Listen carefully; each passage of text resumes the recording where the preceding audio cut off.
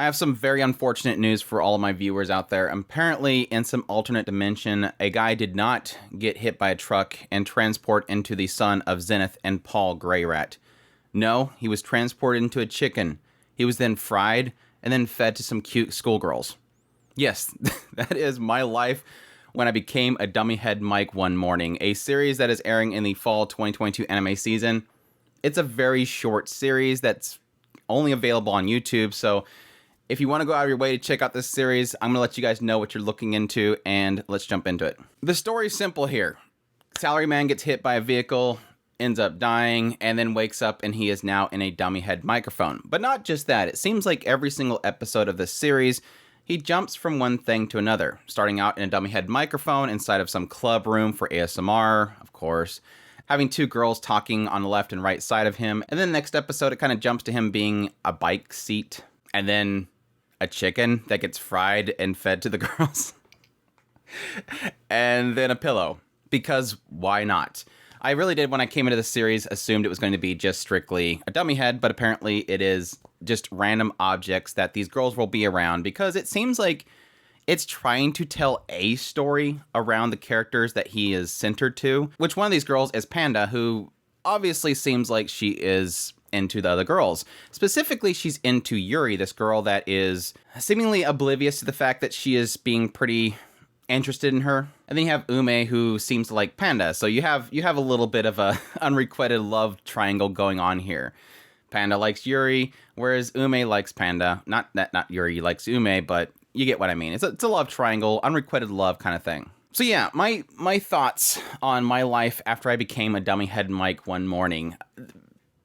It's a weird show, and it goes in the same realms as things like One Room, and yes, technically, Can I Make Your Ears Happy in 180 Seconds? Yes, this is the same group that did Can I Make Your Ears Happy in 180 Seconds, and with that one, similar to this one, same team and everything, for some reason didn't learn anything. Not that I think anybody else but me was really yelling at them to change things, so they probably never knew, but they continue the same issues into this series that they had with 180 Seconds. And this idea that they're trying to do ASMR, or at least this idea of recording stereo sound, and they suck at it. let's be perfectly clear. They suck at recording stereo.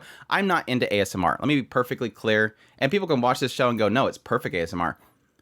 But I do know what recording stereo sounds like, and it's not as if they're pulling this off in any way, shape, or form. It seems as if, similar to Can I Make Your Ears Happy in 180 Seconds, a lot of the recording seems to be done with a regular studio mic, and then whenever they want to do like these little gimmicks with the actual dummy head, it seems like then they decide to use a dummy head so they can get one channel or the other. Because that's essentially what the dummy head is. You have a microphone over here, and you have a microphone over here, and it's a big dummy head. And so it gives you that sensation that when you put in your earphones, you're hearing only one side or the other. And yes, when they whisper or they do things in the ear, it's supposed to induce the ASMR sensation, this tingling feeling you get. But again, it doesn't seem as if they're ever utilizing that. So a lot of the time when you do have the dummy head sitting in the room and one person is talking on its left side, one person is talking on its right side, it just sounds like when you put the earphones on, you're just hearing them in front of you, until suddenly they whisper in one ear, and suddenly now it's one channel. So it really doesn't work. Like, it's never really like they're trying. It just feels like, again, they just record all the dialogue in a standard studio, and then every now and then they go over there and they push something inside the ear. So it doesn't feel like they're doing the full effort into making an actual, experience that they're going for. This is their unique thing, and they're not doing it. But that aside, obviously, the thing that was similar in Can I Make Your Ears Happy in 180 Seconds, and it's similar to my life when I became a dummy head microphone, is they're trying to go for a cast of characters that might be more enticing, but I think they're also really trying to ramp it up to create a story with these characters. But yes, I think the drawing point that was for 180 Seconds was definitely the cast. There was a lot of really interesting seiyus that were involved with that series. This one, unfortunately, not so much. It almost feels as if they kind of dialed back their selection of seiyus, because a lot of these seiyus are just kind of new. You do have Panda, who is Kate from Shadow House. That's about the only really big role that I've seen in her list. I might be missing something. You had Yuri, who was Ice Wallenstein from Danmachi, and Watanabe from More Than a Married Couple, but Not Just Lovers. So if you're watching that series currently, you can check out her whispering in your ear.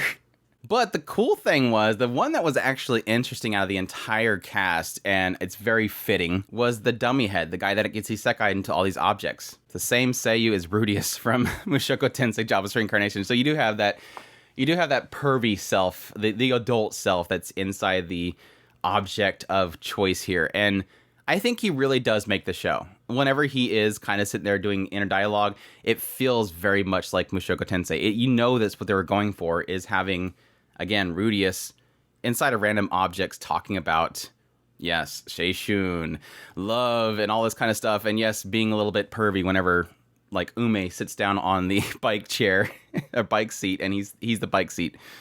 It's kind of ridiculous in that regard. But I think outside of his voicing with this whole thing, which again I think is that's the treat that you get here, especially for Mushoku Tensei fans, I think the other kind of nugget you get is kind of the absurdity of the objects that he's actually encompassing. Again, I think the moment that he was the bike seat, it was like, oh, we're doing this. We're doing this. It's not the life that I became a dummy head. This is just any object that will still encompass something that will be there with the girls as they're doing their romance Yuri story. It was kind of funny at first. I don't feel like they play off it enough, but I think the whole thing with the chicken was just like, okay, now we're doing some kind of eating fetish. I don't know, because suddenly he's a chicken. The guy takes him, brings him out, bam, he's fried, and now he's sitting on a table in front of these two cute girls, and they're just bunching down on him, and he's perfectly fine with it. It's absurd. That was definitely the most absurd thing. It went back to being like kind of normal with the idea of him becoming a pillow, but it does have me wondering what crazy stuff they can do with this, and that's kind of become, again, my secondary enjoyment out of the series. The first being, again, Rudeus. Rudeus talking about all this stuff. But yes, we'll see where it goes from here, but it's not that much of an investment. I think they're like 2.5 minute episodes overall. So 8 episodes, 2.5 minutes. It's not that big of an investment. Again, I think for anybody, I would highly suggest this for people that really like the anime Mushoku Tensei Jobless Reincarnation. Technically the show too, or the light novel as well, I guess. But really just specifically his voice. Because again, you're getting that feeling here. I just really feel like it's Rudeus there. But outside of that, I don't know that it's going to offer too much here. It's gave me a chuckle here and there just for the absurdity of what he becomes, but I don't think it's going to be something grandiose. Unfortunately, it's only on YouTube. YouTube does have an auto-translator, but most of the time that auto-translator just doesn't pick up what they're saying, unfortunately. But you can find subtitled versions out there. And yes, technically the experience is to listen to it with headphones. So you get that stereo effect whenever they finally decide to actually utilize it. So, I don't know, maybe one of these days when this group that seems to love doing ASMR anime finally figures out how to record the entire thing in that way, they'll finally get it. But it does seem like they're stepping up the quality of the characters, the writing, and the comedy as compared to kind of make your ears happy in 180 seconds. So, but if any of that sounds interesting, you definitely check it out. I hope you guys enjoy this video. As always, if you did, make sure to hit that like button down below. Comment, let me know thought of the series if you're going to be checking it out. Additionally, if you're new to the channel, make sure that subscribe button so you get all my content. I do news, reviews, first impressions, top lists. If it's anime, it's pretty much here. Additionally, if you want to support the channel more, we have a Patreon link, a tips link, and a super thanks button down below. I greatly appreciate it, but it does. And y'all take care.